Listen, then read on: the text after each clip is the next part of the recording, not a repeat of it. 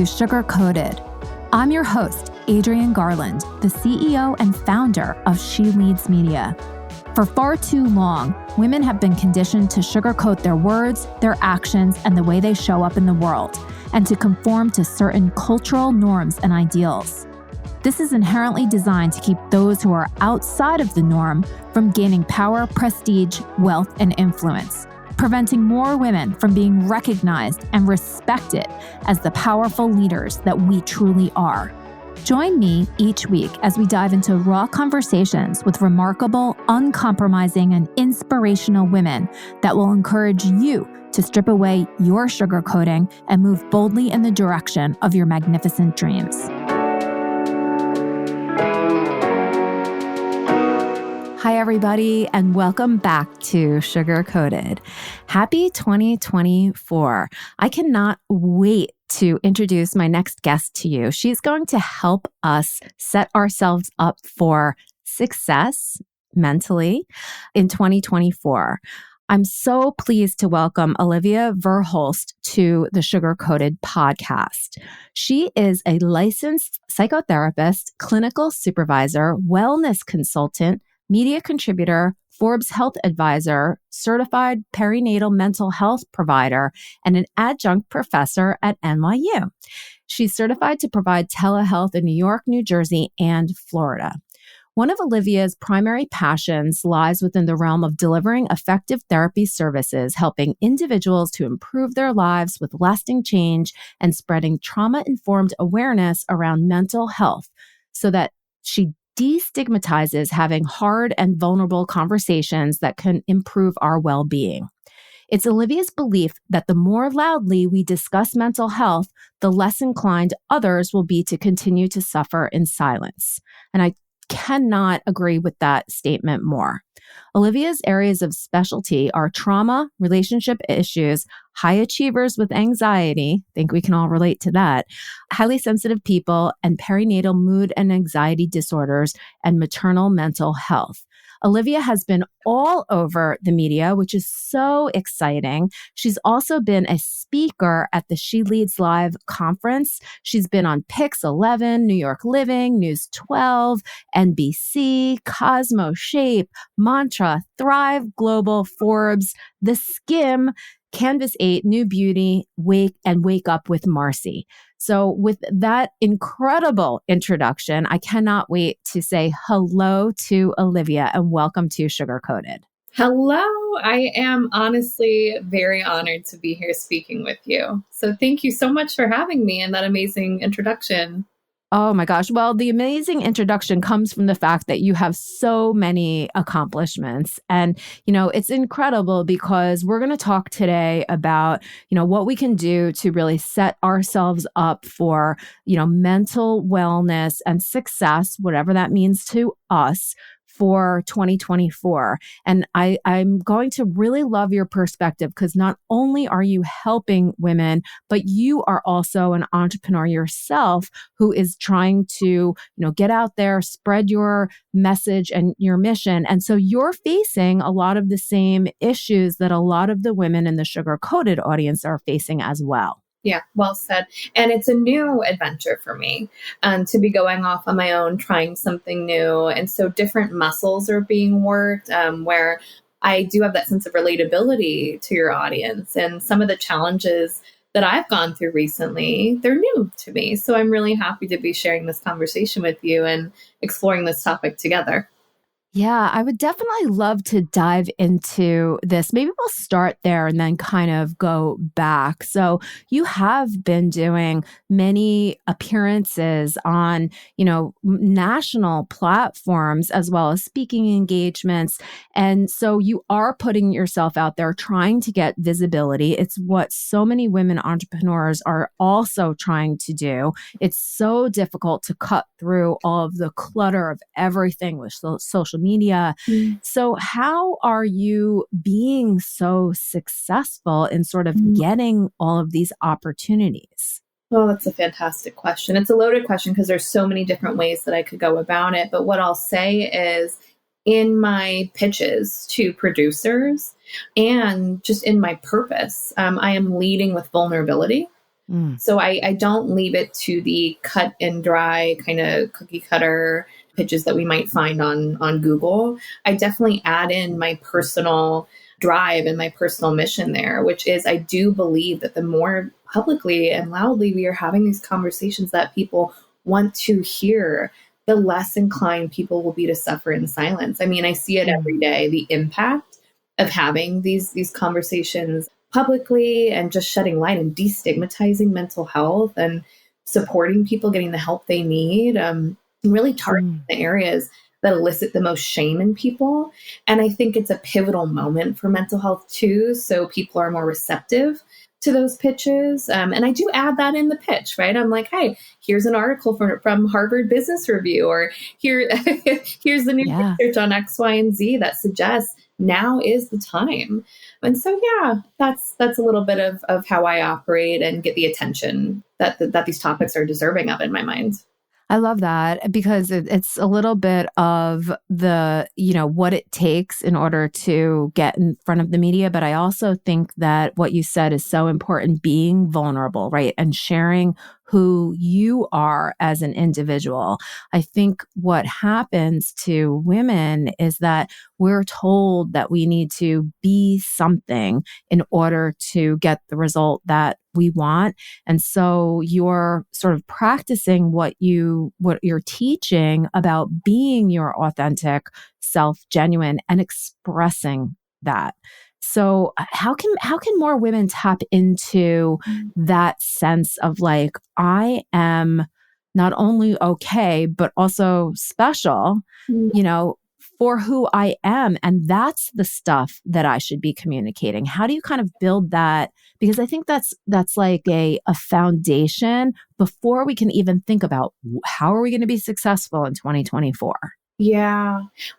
As you're asking me that question, the first thing that's coming up in my mind, so it must be applicable somewhere here, is aligning with our values, is being aware of what drives us, our why, so to speak, and being aligned with our values. And then what does it feel like when we are not aligned with our values? What type of sensations come up for us mentally, emotionally, fatigue-wise, physically? And so I think this year, maybe one thing that we can focus on as entrepreneurs is really thinking about our drives, our value systems, and finding the spaces and finding the opportunities that are going to align with them. Otherwise, I do find that we're more prone to burnout. We're more prone to identity crises. We're more prone to mental health struggles when we're not acting in our value system. That's something that came up for me. What do you think about that? Yeah. I love that. This is therapy. What I really love is this idea of, tapping into yourself, and instead of chasing what I think we're taught to chase, which is maybe like profit, like, yes, impact, but there's always in our minds, like, even with the press, like, get the most exposure, make the most money, drive the most profit. And that sort of takes us outside of ourselves versus what you just said about checking in with ourselves. What are our values? And does this opportunity match with it, or is it in opposition to it? And instead of like having those outer voices telling us what we should do, right? Like, how do we tap more into our inner knowing? Yeah, you just said something that even brought me back to the first question that we were talking about is how do we arrive at success, and how do we reach visibility in some ways too? And I think you had said something there about not just doing what we think we should do. And that's actually, so people often ask me for my formula, right? How have I achieved X, Y, and Z? And honestly, I feel like it's not necessarily a formula. I try to be myself. I'm very and passion driven. I don't do exactly what I have seen others do. Though, with that said, mentorship is everything. And I am a Yes. big advocate for mentorship and learning from others, let me tell you. But at the end of the day, I'm going to reach out and talk my own language and Mm, things my own way. And so that's also, I mean, hopefully, as we align with our value systems, we can think about what makes us unique and yeah. not just follow everybody else's formulas, so to speak. Do you think that women are moving toward being more comfortable with that? Like, have you seen, in your practice and the people that you speak to and the people that you're around, do you see that more and more that people are willing to bring someone into whatever it is that is different than everything else? I do. I do feel like I'm seeing that more. I'm embodying that more myself. I'm in circles with women who inspire me to do that, which means they're doing it. Mm, So I do. What yeah. do you see that similar? I do. I feel like there's something that is shifting. And I think there was maybe a movement toward like authenticity and being genuine, Mhm. but it's almost, I think people were trying so hard to be genuine that they lost their actual authenticity Mhm. because it was like they were trying to be so real, Yeah. that they weren't real. And so I think that there's an appetite for diversity. I'm sick of seeing the same, same, same. Hmm. Hmm. And it's so refreshing when people are themselves because that is what is so beautiful about the world, I think. Yes. So now we're getting into, right, leading with our humanness as Yeah. teachers, mentors, leaders, as individuals, as people, how we show up in our work, kind of just leading with our humanness. Yeah. Because that is what ultimately is going to make us unique, right? I mean, everybody is greeting X with their own subjective experiences, right? We're a product of our very unique, complex experiences. And so we all have Mm. something unique to offer, whatever it is that we're showing up to. And I got a lot of that energy from your conference. I felt like there at the She Leads conference, I was in the room having a visceral experience of authenticity. Like that Mm. something about the space that was created felt very genuine. Yeah. What was your experience of that? Yeah. I do. I think, I was going to say I do try to create that environment, but I'm going to wind that back Mhm. because it is actually not something that I necessarily set out to do. But I think because I've experienced it so much through hosting these She Leads conferences that I know it's going to happen. I know that that's there.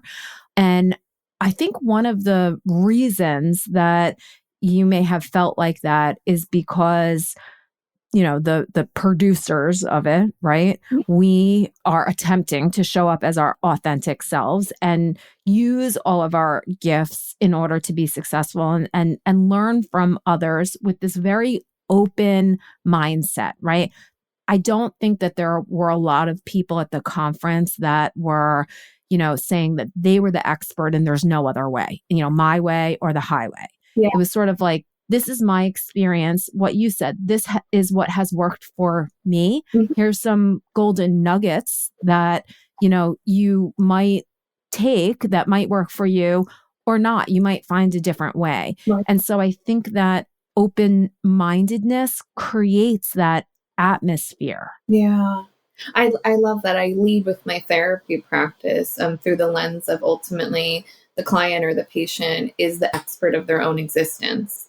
Yeah. And similar to that, it seems like you're you're trying to create an environment there where, first of all, there was absolutely a diversity of voices there from Yeah. different fields, different ideas, different ways of doing things, which was incredible.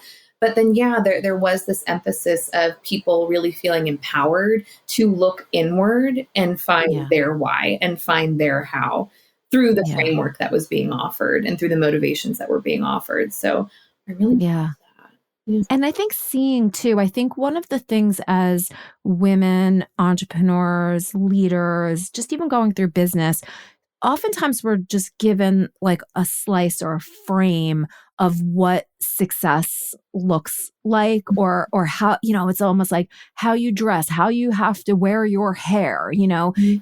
that's successful. And if you wear your hair in a different way, listen, you're out the door. So I think that by showcasing that there are a multitude of ways to be successful, look successful, Yeah. feel successful, it gives people hope. Like, Mhm. oh my gosh, I actually can be me. Yeah. I don't have to change in order to be successful. It gives hope, but it also gives relief. Like, I feel a Mm, sigh of relief when people are like, mm, you can do X, Y, and Z your way. And yeah. it's something that I remember as a budding therapist, for example, like early on during my training, there was a lot of like I felt like there were some boxes that we had to be in, and so kind of stepping outside that box has been a really interesting experience.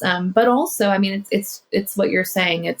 It's relieving and it's hopeful to identify that there is not just one way of doing things that can be Yeah. effective or lead to quote unquote success. By definition, success is going to differ for every single one of us in a room. Yeah. I think is such a perfect opportunity because you talked about being a budding therapist. So how did you even like walk down the path of becoming a therapist in the first Oh place? my gosh. It's a great question. It's a loaded question because it's like I did not have one of those transformational moments where I was on the path to becoming, something else or doing something else, and then I was like, "Whoa, I should really be a therapist." A lot of people do have that moment that they can reflect back on, and it's so profound and interesting to listen to. I love hearing people's stories, but my story is a little different. I feel like I have always been wired to be a therapist. I literally think, I'm a highly sensitive person, right? About Okay. 20% of the population identify with that highly sensitive person characteristic or trait. So the being wired to empathy and feeling deeply and being quite Mm, connection driven has just been in me since I was born, yeah. essentially. And then I remember this moment, like, even on the playground, when I think I said this at the conference, even on the playground when I was very young, I think I was in like second grade, maybe, we were playing around with like oh, she's like the playground psychologist. I didn't even know what it was at the time, but like I'm like talking to people, I'm giving people advice. It's so silly, and I'm sure that memory has been added to and taken different shapes over time. But this is to say, it's been a path I've been on for a very long time. It has always felt right. It has Hmm. always been fulfilling. And I love the sensation of actually the more that I know, the more that I don't know in Oh this my field, gosh. which for me is amazing because I am Yeah. very learning driven. And so we could talk about that, but yeah, it's just always been the right path for me. And that Mm. of course has been developed over time, right? Maybe it starts first as like, oh, I'm going to be a psychologist. Oh, but then I ended up becoming a licensed mental health counselor, and which is still under that same umbrella term of psychotherapist for us doing talk therapy. And so it's taken different forms as I've learned more, but it's been a long-term path. That's really such I think, a great thing to talk about because many of us can identify within ourselves that thing, right? That gift, the thing that we just sort of did for fun that people always said, oh, you're this or you're that. And it's something that we just do because it's who we are. And I think the beauty of that is that you can mold and shape that and create a career around it because there are so many different options, especially now. Maybe not when we were sort of, going through school. You're a lot younger than I am, but all the technology and the ways to sort of, do things independently didn't exist when I was coming through school. And it's more and more now. So it goes back to what we were saying. It's like more important than ever to go inward because there are so many different paths. And it's funny, I was reading something. I also teach at NYU. I think you know that. Yay, NYU. NYU. Love it. Classes start soon. Not prepared. Uploaded my syllabus. You're ahead of me. So I teach entrepreneurship. And I was just reading something the other day about just experimentation within entrepreneurship. And it's the same idea, right? There are so many ideas out there. There's so many ways to develop a business, create a business model, test, experiment, who's the audience. There are so many different paths and none of them is right. Right? It's sort of like, it's just the one that you choose. And so we have, as entrepreneurs, we don't have unlimited time, unlimited resources. So we can't explore all of those paths. So we have to choose. And I think the knowing that we've chosen something, but that there are also other paths gives a little bit of freedom, right? That we don't have to stay on that path necessarily in order to be successful. And one of the messages I know that I was given growing up from society, my education, is that you choose and you stay and you keep going no matter what.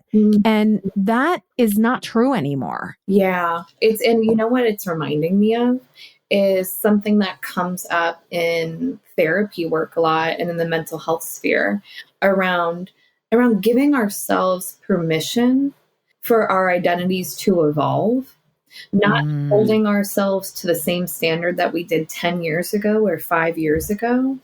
Because to your point, I think staying in our lane, it can provide this sense of safety or clarity, perhaps. But that doesn't mean that it's the lane that we're supposed to be in 10 years later. So I think what I'm actually hitting on is giving ourselves permission to evolve, not holding ourselves to standards that we've outgrown, perhaps, and allowing ourselves permission to change. Something that we're seeing across social media is this idea that you do not need to be the person that you were 2 weeks ago. You do not need to be the person that you were a year ago. It's okay to change. Like, we are ever evolving. And so that also has brought me, and a lot of people I've spoken with, this also kind of sigh of relief. Yeah. Oh, I don't need to have the same exact value systems and drives that I did a few years ago. I'm ever evolving. I change. Change is okay. So important, like such a great message for the beginning of this year. And it hits me hard because we talked a little bit before we got on the podcast about identity, right? And identity is so powerful because you sort of create this archetype in your head, right? Oh, if I'm a athlete, right? If I identify as an athlete, I'm more apt to get out there and, jog 5 miles a day. If I tell myself and others, oh, I'm a couch potato, it's going to be so much more difficult for me to get out there and jog that 5 miles. I might not ever do it because I don't identify as an athlete. Yeah. Yeah. Right? Giving ourselves permission to have different identities. Yes. Yeah. Yeah. And I think, like in the beginning of this year, maybe it's important for us to do as you're suggesting, to give ourselves permission to evolve into what aligns with our values as they are now. Yeah. And then even being willing to say that this is today without being like crazy, right? Like without being a maniac and changing from one thing to another, like day after day, minute after minute. Right. Because that's not good. That's a different conversation. That's a different conversation. Yeah. But to be able to say, you know what, this is how I'm feeling. This is what's coming up for me right now, right here. Let me kind of take a look at that, sit with that, let it bake, and know that maybe something happens tomorrow or in a week from now that refines that somehow, or maybe even shifts it and changes it. And I love that idea. Permission to evolve, like given right here. Give in, folks. And, it's funny because whether we like it or not, and whether we know it or not, Adrienne, we are ever evolving. So it's the permission part that is going to be extremely relieving, and also a lot of hard work, because a lot of what we're talking about requires self-awareness and a commitment to understanding ourselves. What is limiting us? What core beliefs are holding us back? Which ones are continuing to propel us forward? Yeah. But I think part of, giving ourselves permission to evolve sometimes involves grief, right? Grieving earlier chapters, right? Maybe we're going from corporate life that really fulfills us to parenthood, which is a different type of fulfillment, or motherhood. And maybe that involves grieving process of prior identities with the acknowledgement that things are also impermanent as they relate to corporate identities, right? Our identity can change. I think this is such an important point, especially for the women that listen into this podcast. There's so many of us that we grew up in corporate and we were taught a certain set of values that worked really well within that corporate structure. And it's sort of, what we know, and not that we're not intelligent and can't learn more and all of that. But what I observe in others as well as myself is that I'm holding on to those principles, those values, and taking them into my own business because I want my business to be as successful as some of the companies that I used to work for. Yeah. But what I've found is that doesn't work. It just doesn't work. So identity, going from this corporate person that was on the rise and always doing well to an entrepreneur that maybe recognizes that she doesn't actually know what she's doing and doesn't know how to do all the things that are necessary in order to have a profitable and successful business. That identity shift for me, and I think for others in the audience, has been exceptionally difficult and it's been a long time, a lot longer than I care to admit. Yeah. There's two things coming up for me there as you're describing that. I mean, human beings are inherently adaptable and resilient. And so this idea of transferable skill sets and just transferable traits across different categories of life absolutely exists. And with that said, sometimes there can be this difficulty transitioning from one chapter to the next. And so what's happening a lot, for instance, in the therapy room, is we are identifying our needs and identifying that our needs right now in our relationship, our professional development, our physical needs, our emotional needs, whatever it might be, they might be different than they were last season. So maybe that's something that we can also encourage listeners to do today is, what are my needs in these current identities and in these current seasons of life that I'm in right now? Because they might be different than the practices that you have going to meet the needs that you had 5 months ago. Yeah. And it's so odd too, because as you're talking, I'm thinking about myself, of course. But I was happy in a lot of ways. I was dissatisfied in a lot of ways in corporate, but I was happy in a lot of ways in corporate because there was that knowing, that stability, that every 2 weeks, paycheck, the knowing that I had great relationships and could figure anything out really within that environment. And so it's like those were, happy times. I liked how I think I liked my age that I was at. I liked the way that I physically looked, how I dressed, the whole hustle and bustle of it all. And that's not to say that I don't love where I am right now, but it's different. And I look back on that and I say, gosh, like, I wish that I could have some of those things that I had then now, but I don't think that I can, because I am a completely different person. Yeah. And it sounds like you're saying, please correct me if I'm wrong, that in the past, you kind of familiarize yourself with that corporate territory, and this, whatever season you might be in, is a little bit more of unchartered territory. Totally. Yes. Okay. And so obviously human beings, we crave certainty. We like to know.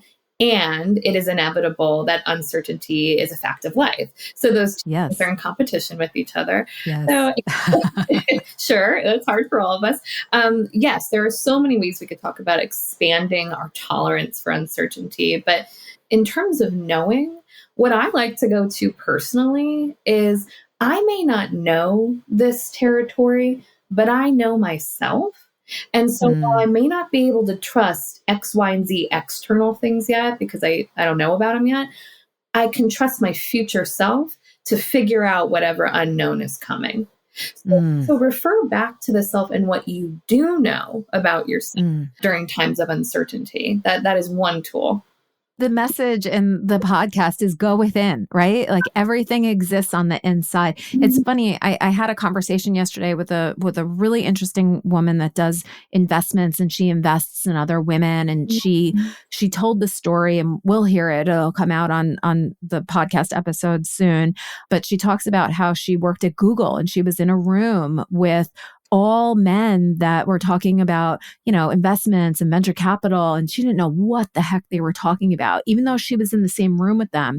And so she said to herself, like, I'm a lifelong learner. I know how to figure these things out. Let me go investigate what the heck they're talking about. There you go. And she got so, like, going from not knowing, she didn't even know the words venture capital. Yeah. So she went from that to now writing checks for women's businesses that are in, the $500,000 range. I mean, in a pretty short amount of time is like mind blowing. Yep. And that also is encouraging too, right? She didn't know, but she knew herself. I really love that. First of all, I can't wait to listen to that episode. Her story sounds really wonderful, and I can't wait to learn from her. And yes, that's exactly what I was getting at. What a great example. Yeah, it's a perfect example, and it happened yesterday. Yeah, so nice talk. Yeah. I recognize that, I'm in the privilege of being in the mental health space, which tends to be circles that are more empathic and understanding. And so not every space might be conducive to this, but I do believe that sometimes the smartest person in the room is the one that says, I don't know. I'm going to have to get back to you on that. Yeah. It's inevitable. There's going to be so many things that we don't know. We're not expected to know everything. That's ridiculous. And so this idea of trusting our resilience and adaptability and our ability to learn. Yeah, I don't know, but I'm going to figure this out and get back to you. It is okay not to know. Let's normalize the crap out of this, because it's another fact of life. Let's normalize that. And that brings up for me something that happened in corporate when I first started a particular company. I said on a call, I was new at that company, and I said, there's something on this list. It's these letters. I don't know what that is. Let's discuss that. And it was a fine conversation. And as soon as the conversation was over, I got a call from my boss's boss that said that he heard that I said that I didn't know about something, and to never admit that I do not know something, that I need to find it out, beforehand, but never admit that I don't know something. And it really shook the ground that I was on, because I'm very inquisitive. I'm a lifelong learner. I never have any trouble saying that, hey, can you explain that to me? I don't quite understand it, Mhm. because I know that I'm not the only one. Yeah. So, but that really, got my back up and made me fearful of admitting that I don't know in that environment. How could it not? And I'm glad then I did preface that with not every environment will be conducive to that, but which is Yeah. sad, which is unfortunate. We really want to be able to lead with our humanity in places of our employment, but sometimes it doesn't feel the safest to do that, which is a whole other conversation. And I Yeah. will say there are different ways to say, I don't know, right? I want to give the quality answer that your question deserves. And so I'm going to get back to you on that tomorrow, or whatever version of that is, Yes. you know?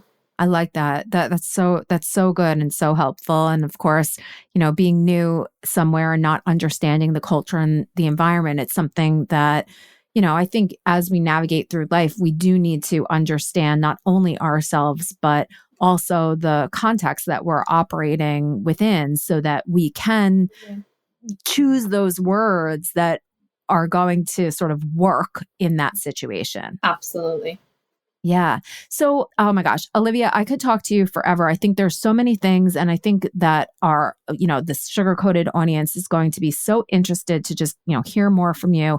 And I'm so glad that you are out there, talking about this so that people can, see you in different segments on TV and all of that. But if they wanted to get in touch with you, how can they go about doing so? That's a great question. I am on Psychology Today under Olivia Verhulst. I also have a LinkedIn page I'm quite active on. And I Okay. also have, for more social inquiries, I have a Instagram called The Inner Work with Olivia. Love it. And so those are a few ways. And I'm also at this wonderful, thriving, diverse practice called Let's Talk Psychological Wellness in New York City. And I work for your friend, Nathalie, who is just the epitome of what a great leader is. And so we have a team of 20 plus therapists there, all qualified and certified in different areas. And so that is also the group practice I'm at. Let's Talk Psychological Wellness. Thank you so much for also mentioning that, because Dr. Nathalie Caldera is just a wonderful therapist and entrepreneur. And she's somebody that I met when we both went through the Goldman Sachs 10,000 businesses program together. And we were sort of car mates. We used to drive in and out of to the class together. And I really got to know her and of course, love her. Yeah. So thank you so much for mentioning that, because she truly is such a wonderful person that Mm. is also, in that same realm, practicing, helping others with their mental wellness, and also, trying to do it for herself and building a business. It's a lot. It's really a lot. Truly, to know her is to love her. She's someone I deeply respect, and so yeah, those are some of the places I'm on. And I wanted to say again, thank you so much for having me on this podcast. This is a really wonderful opportunity, Adrienne. So thank you. Oh, thank you. It is my pleasure. You are just incredible. I'm so happy to be in company with you, and I can't wait to see you everywhere and just continue our amazing conversations. Thanks, Adrienne. Take care for now. Bye-bye. Bye.